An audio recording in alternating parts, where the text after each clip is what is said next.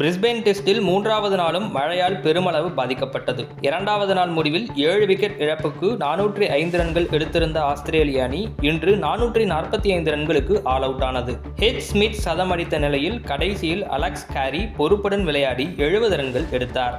இந்திய அணியில் பும்ரா 6 விக்கெட்டுகளும் சிராஜ் 2 விக்கெட்டுகளும் வீழ்த்தினார்கள்.